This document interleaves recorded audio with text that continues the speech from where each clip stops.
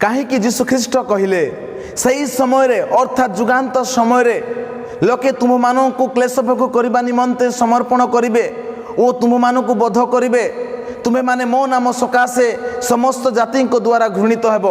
अनेक सही समय विघ्न पाइबे, परस्पर को धराई देवे, परस्पर को घृणा करेंगे। तुम्हें माने पिता माता भ्राता आत्मीय और बंधु बांधव मानक द्वारा समर्पित हेब। भ्राता भ्राता को पिता पुत्र को समर्पण करेंगे।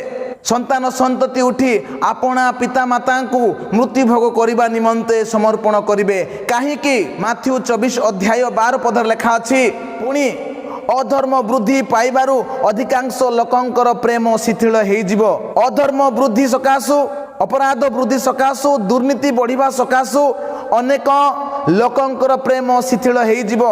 बहुत लोकंकर प्रेम शिथिल हो। एही कारणरू भाई प्रति थिबा प्रेम, बापा को प्रति थिबा प्रेम, बंधु बांधव मानक प्रति थिबा प्रेम शिथिल हो, कमी जीव। आउ परस्पर को धराई देवे, परस्पर को मृत्यु भोग करने निमंते समर्पण करेंगे, परस्पर को घृणा करेंगे।